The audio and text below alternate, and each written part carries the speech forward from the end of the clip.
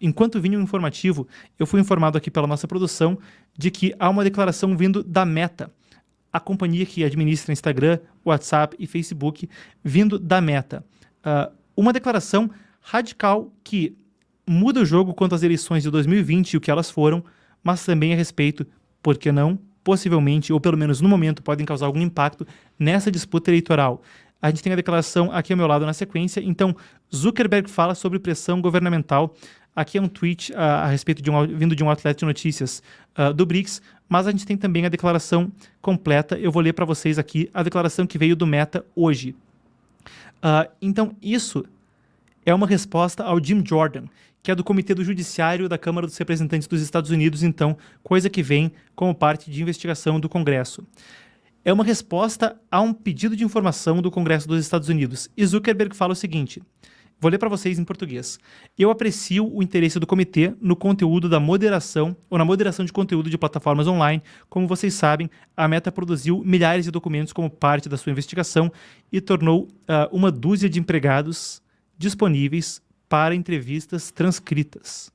Além disso, com a cooperação com a sua investigação, eu recebo bem a oportunidade de compartilhar o que eu recebi desse processo. Existe muito para discutirmos agora quanto ao a como o governo dos Estados Unidos interage com companhias como Meta, e eu quero deixar clara a nossa posição. Nossas plataformas são para todos, nós queremos promover a liberdade, o discurso, e queremos que as pessoas se conectem de uma forma segura, de uma forma em que estejam a salvo. Como parte disso, nós regularmente ouvimos de governos mundo afora e outras entidades muitas preocupações quanto ao discurso público e segurança pública. Em 2021, oficiais sênior do governo Biden, incluindo a Casa Branca, repetidamente colocaram pressão nas nossas equipes por meses para censurar certos conteúdos relativos à Covid-19, incluindo humor e sátira, e expressaram muita frustração com nossos times quando não concordávamos. No final das contas, foi a nossa decisão se nós iríamos ou não derrubar conteúdo, e nós defendemos as nossas decisões, incluindo as mudanças quanto à Covid-19 que fizemos no nosso monitoramento em face dessa pressão. Eu acredito que a pressão do governo foi errada e eu me arrependo que nós não fomos tão abertos a respeito dela. Eu também penso que nós fizemos algumas escolhas que, com o benefício de poder olhar para trás e com informação nova, nós não teríamos feito hoje. Como eu disse para os nossos times na época, eu sinto fortemente que nós não deveríamos comprometer nossos padrões de conteúdo devido à pressão de qualquer governo em qualquer sentido. E nós estamos prontos para reagir se algo como isso acontecer novamente, para dizer não, para pushback, para rechaçar a medida se algo assim acontecer de novo. Em uma situação separada, o FBI nos alertou a respeito de possíveis operações de desinformação russas quanto à família Biden e a Burisma, conforme se aproximavam as eleições de 2020. Naquele outono, quando nós vimos a história do New York Post noticiando a respeito de alegações de corrupção envolvendo o então candidato presidencial democrata Joe Biden e a sua família, nós mandamos aquela história para checadores de fato para revisão e, temporariamente, nós paramos de promovê-la enquanto esperávamos uma resposta. Desde então ficou claro que aquela reportagem não era desinformação russa e, em retrospectiva, nós não deveríamos ter parado de expor a história. Nós mudamos nossas políticas e processos para garantir que isso não aconteça novamente. Por exemplo, nós não iremos mais temporariamente parar de promover coisas nos Estados Unidos enquanto aguardamos por checagem de fatos.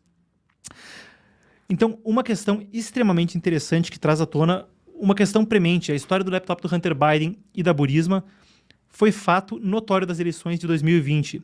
Eu lembro a vocês que quando a história foi publicada pelo New York Post em 2014, se espalhava como uma bomba na eleição. Faltava apenas cerca de 2 semanas para o voto.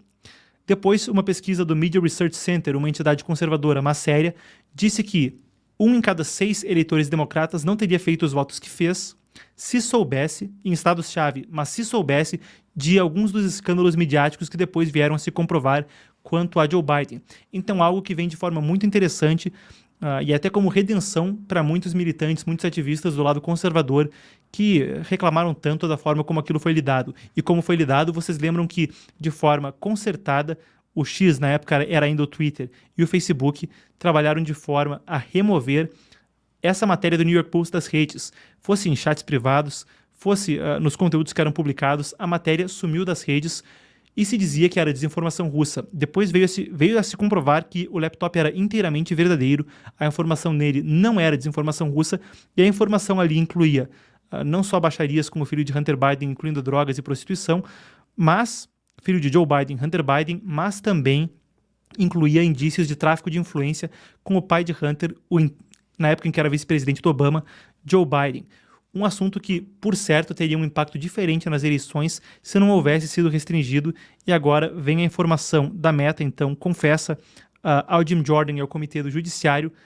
Breaking news, aconteceu agora que a carta veio a público, mas de que eles cederam à pressão, e mesmo pode-se especular de que houve algum tipo de informação que já se sabia no FBI, pois houve um alerta às redes sociais para que estivessem atentos à desinformação russa, então a história surge e é imediatamente taxada como desinformação russa, o que também pode ser motivo de análise e debate. Breaking news, então, Zuckerberg fala sobre a pressão governamental e que, em retrospectiva, não teria cedido a ela como cedeu em 2020, durante as eleições americanas e no período crítico imediatamente antes delas, quando uma história bombástica do New York Post se disseminava.